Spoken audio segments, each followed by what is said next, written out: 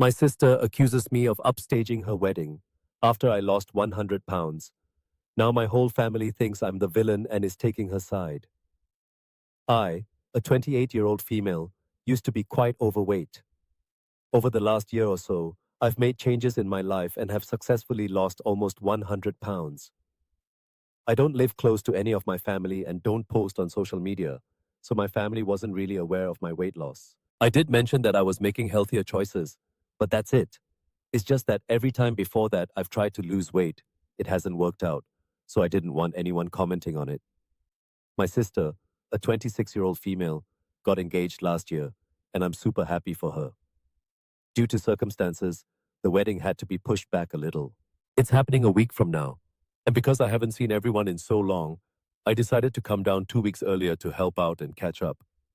Well, when I came to see my family, my sister freaked out upon seeing me.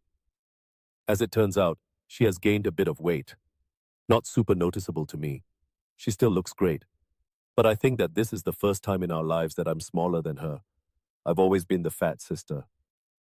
She basically accused me of trying to upstage her, and my parents are fully taking her side. I'm really not sure if I'm in the wrong here, as so many of my family are taking her side of things. Am I the asshole for losing weight before my sister's wedding? Now, it's one of those stories that I come into, and I think, how could you possibly think you're the asshole in this situation?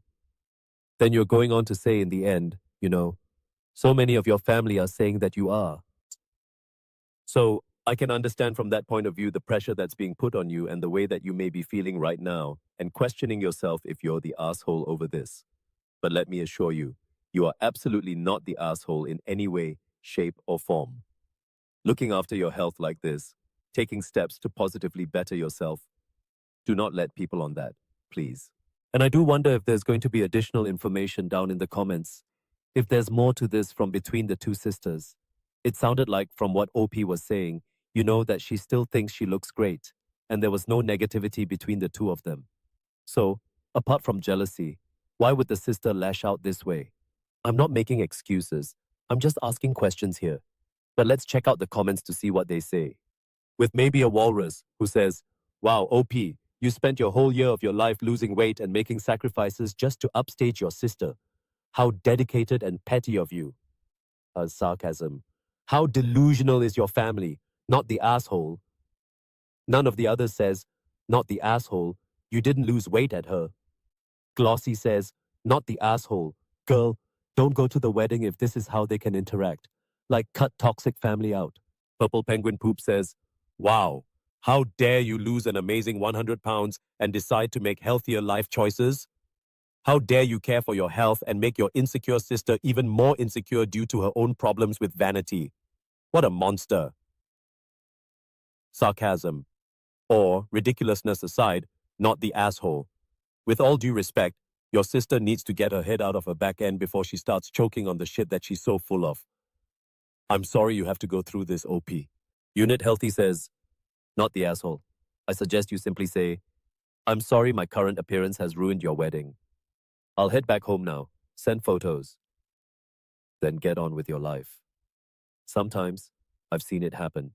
Families get so entrenched in obesity and unhealthy habits that they are actually offended by friends or family members who choose a different path. Truth is, they're jealous as can be, but may not even realize that themselves. And we're finished with Punk Parota, who said, "No one's an asshole here. Let me explain. I say this as someone who was your sister. My older sister, who had been on the chubby side all of her life, decided to lose weight for my wedding. With the privilege of hindsight, she made a great choice and looked fantastic in the wedding pictures. Unfortunately, I turned into a bridezilla one fine day when we were wedding shopping, and I had a hard time getting stuff that fit, while she had no problems getting a dress that looked fabulous on her new, sleek bod. Mind you, she had given birth about 6 months earlier. I straight up started sobbing in the store. I'm ashamed to admit that I even accused her of stealing the limelight. What I didn't have was family that supported me in my silly tantrum. They immediately told me my sister worked hard for this, and I need to get over myself. That's all the wake-up call I needed. I got myself together, took a day, apologized to my sister, and appreciated the fact that she was so excited about my wedding that she finally fought off her obesity. It honestly made my wedding so much better than if I had spent the entire day seething at her. I completely get where your sister is coming from, but this needs to be shut down pronto. Your family, on the other hand, are completely the assholes here. Them joining in on this Bridezilla campaign is detrimental to both you and your sister. Eat it. 100 pounds? Holy heck. Great job, OP. Super proud of you. Don't take any of this drama to heart. And just to go over it, it's 7.1 stone, or just over 45 kilos. Wow. Now, what do you guys make of this story? Let us know your thoughts in the comments below, and we'll move on to the next one. The story 2, giving my sister-in-law baby formula. And our next story comes from Strawberry Fixer, 8911. Am I the asshole for giving my sister-in-law baby formula? I'm going to start my post by saying that I don't have kids, and I have no experience with babies or motherhood or children, beyond being around them in group settings where at least one of the parents and a ton of other people are around. And that's it, just for some context to my post. My brother's wife had a baby 17 days ago. I didn't go visit them yet, but my brother and sister-in-law sent me some pictures. My brother said our cousin, Rachel, was around a lot because my sister-in-law is having trouble breastfeeding, and Rachel is a big believer in it and is helping her. I offered to help them if they needed it, and on Saturday, they asked me to go to the grocery store for them because no home delivery had an open spot. When I dropped the food off, I was shocked at how bad my sister-in-law looked. She literally looked like the walking dead, barely awake and not showered, and she was actually crying because she was so frustrated. It actually scared me how bad she looked. At first, I didn't want to butt in, but it bothered me so much I went back to the store and got a can of baby formula. I figured it would give her a break, and my niece could eat. It was even worse when I gave it to my sister-in-law because I said it was no big deal if my niece got formula. It wasn't a problem. My sister-in-law broke down, and I was honestly scared because she was weeping. Like in the movies when someone dies, kind of weeping. No one told her it was okay not to breastfeed. She felt so guilty because of Rachel butting in, and no one telling her formula was okay. I actually ripped my brother a new one because he sat back while my sister-in-law suffered. There was no way he didn't see how bad she looked. No offense, but she looked terrible. I got my sister-in-law to shower after my niece ate and fell asleep. And I changed the sheets on the bed and told my sister-in-law to sleep while my niece slept. And I said I would get more baby formula. I thought I did the right thing because my sister-in-law actually stopped crying, showered, and slept the next 3 days. And she looked better and didn't cry again. My niece gets full. My idiot brother smartened up and told Rachel to stay away, and everyone else, especially our parents and sister-in-law's parents, to butt out. They take turns feeding so they can both sleep. My parents and Rachel are furious at me. Sister-in-law's sister was in agreement with Rachel and left me an angry voicemail full of swearing. Rachel basically had sister-in-law holding the baby while topless 24/7, and my dumbass brother sat there and didn't help with the baby at all. Rachel breastfed all her kids until they could walk and talk and never had problems. But my sister-in-law obviously did.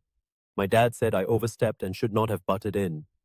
Normally, I'm big on mind your own business, but this time, I was scared shitless after seeing sister-in-law on Saturday. Since I'm not a mother or baby expert, I have no idea what it is like with a newborn.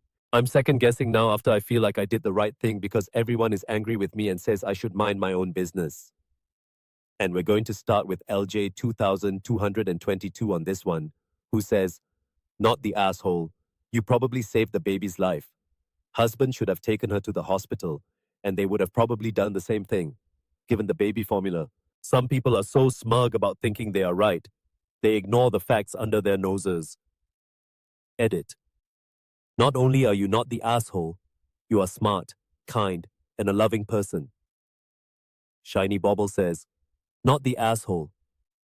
The breast is best crowd seem all too willing to allow suffering because of their beliefs. But the reality is, fed is best. And you did a good thing for your sister-in-law and the baby." Librarian I says, "Not the asshole." I teach developmental psychology, and one of the biggest conversations I have with my students each semester is that a fed baby with sane parents is the goal. Breastfeeding is often sold as the best, only responsible option, but that just isn't true. While breast milk is associated with better short-term outcomes, by the time kids are in school, there is no significant difference between breastfed and formula-fed kids. You did the right thing by helping your sister-in-law. In that state, she couldn't be the best possible parent for her kid. Sometimes we need to be given permission to do things in a way that works for us, rather than the way society tells us. You gave her that permission. Amy LM says, "Not the asshole. You have done an amazing thing." Bewildering how an 18-year-old with no experience raising babies has more common sense than multiple adults with multiple children. I really hope your brother and sister-in-law choose to ignore the input and pressures of others and continue to do what is best for their family. And one more from Fear, who says, "Honestly, I think you are a great sister-in-law. How supportive you were. Not everyone can breastfeed, and your sister-in-law was being made to feel like a failure. The goal at the end of the day is for the baby to get nutrition. The baby now has a full tummy, a mum had a shower and a nap. Good job, little sister-in-law. Not the asshole, not even a tiny bit." Now, what do you guys make of our second story? Let us know your thoughts in the comments below, and we'll move on to the next one. Story 3. Making my son pass out the candy. Our next story comes from Halloween Throwaway 9, titled, "Am I the asshole for making my son pass out the candy he got from trick-or-treating because he was being rude?" My son is 9 years old. We went trick-or-treating like we usually do, and the night was going well, except when we got to a house that had a bowl of candy sitting on the porch. It said, "Take 2, please." He puts his whole hand in there and grabs about 6 pieces. Of course, I corrected him and made him put 4 of them back, explaining he needed to leave some for others. From then on, he had an attitude, and the last straw was when I told him to stop grabbing so much candy from people, and he screamed, "No!" We had only been out for an hour, so I took him right on home, took his candy bag, dumped it in the bowl, and told him to come sit outside on the porch with me. He objected, of course. As kids came by and took handfuls of his candy, he complained that they were taking too much, and I told him that he shouldn't have done the same then. His father came home from work. That's why he was in his room crying, to which I explained why. He said it was really cruel to give away the kids' candy just because he was taking a little too much. I said he needs to learn to not be so greedy, to which my husband said that it is okay. It's Halloween. He said I was being a jerk, and I should have cut him some slack for the one holiday that kids get to pig out. I don't agree, although I figured I could have done this differently. Am I the asshole? Edits. No, I did not give away the entire bowl, and even if I had, I would have had no problem providing him more once he learned his lesson and apologized. We're going to start with who says on this one, not the asshole. The outbursts are what get me. When he screamed, "No," more specifically. It sounds to me like a test of boundaries, as if he knew perfectly well what was expected of him and purposely crossed the line in order to see if his behavior would be corrected. And you did that. He learned a lesson when he became resentful that other kids were taking too much. That's what his behavior looks like, but from the view of others. Grassy and Violet says, not the asshole. Although I do hope you did save some candy for your son. He's past the age where he should know how his greed affects others. And seeing it in action was probably a lesson he'll remember. Temper that lesson with a few treats later, and a discussion, I think, is a good parenting moment overall. Healthy Oatbit says, not the asshole. Your husband got this one wrong. It's not about grabbing too much candy. It's about you telling your son not to do something and him screaming, "No!" At 9 years old, that is not okay. Spellscribe replies to that saying, it's not okay, but I feel like it's pretty normal. I know for my kids, 7 to 9 is when they really start pushing boundaries. How you respond sets up the future dichotomy. If OP's husband had his way, this kid would be a real risk of turning into an entitled brat. As long as OP is reaching out of compassion for the son's future self and not being outright nasty rubbing it in, I think they've done a stellar job with this. Extensions Teapot says, some of these comments are very strange. Cruel, cut contact over candy. This was an entirely proportionate consequence for poor behavior.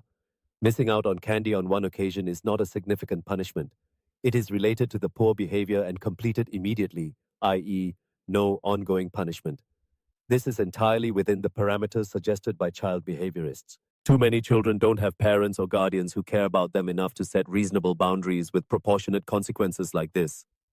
Definitely not the asshole. And Paka Baka says, "You are the asshole. I was completely on board with you making your son put back the extra candy and ending trick-or-treating early. However, I think making him give away all of his candy to other kids is crossing the line. A lot of people on here are forgetting that this child is 9 years old. Yes, he's not a toddler, but he's still a very, very young age, and sometimes they are being unreasonable. That's because he's a kid. I'd have taken away his candy and made him earn it back with good behavior. I think the lesson you were trying to teach your son is a valid one, but the execution towards the end was bad." And one more who Fjords replies to that one saying, "Scrolled a long way to find someone saying this. The kid needed telling, but parents also need to understand that you don't need to be punitive with children. Punishments only need to go so far as to correct the behavior. If they go too far, you risk being counterproductive. He got greedy and rude, so you stop the behavior in its tracks and go home. Don't give him the candy until he's calmed down, apologized, and understands the situation. Making him spend time giving it all away doesn't serve any purpose, and it's a huge deal to a kid. It's not like he can go out and get more candy now. He's learned his lesson. Now, what do you guys make of this one? Did the punishment fit the poor behavior? Let us know your thoughts in the comments below, and we will move on to another story. Story 4. Not wanting to get my girlfriend an expensive engagement ring. And our next story comes from Drybody 7578, titled, "Am I the asshole for not wanting to get my girlfriend an expensive engagement ring?" I, a 26-year-old male, have been with my girlfriend, a 26-year-old female, for 4 years, and we've recently been talking more and more about marriage. Although my girlfriend grew up relatively well off, for the time I've known her, she's been pretty low maintenance.